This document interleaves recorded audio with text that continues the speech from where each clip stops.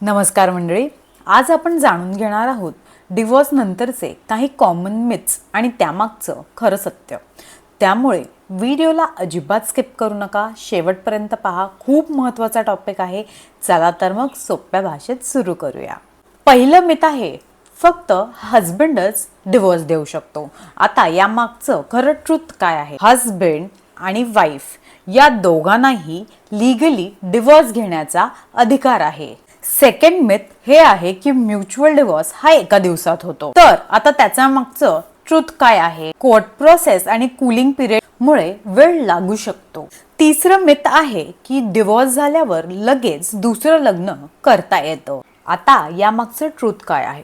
Court order final होणं आणि appeal period संपणं महत्त्वाचं असतं। चौथं मिथ आहे की चाइल्ड कस्टडी ही नेहमी आईलाच मिळते। आता यामागचं ट्रुथ काय आहे?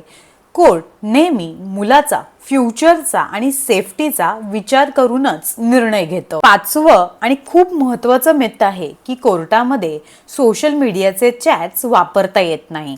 तर आता आपण जाणून घेऊया या मागचं ट्रुथ। चॅट्स, स्क्रीनशॉट्स आणि मेसेजेस हे एव्हिडन्स म्हणून कोर्टामध्ये वापरले जाऊ शकतात। एक गोष्ट नेहमी लक्षात ठेवा, अर्धवट माहितीपेक्षा योग्य लीगल ॲडवाइस घेणं हे फार महत्त्वाचं आहे।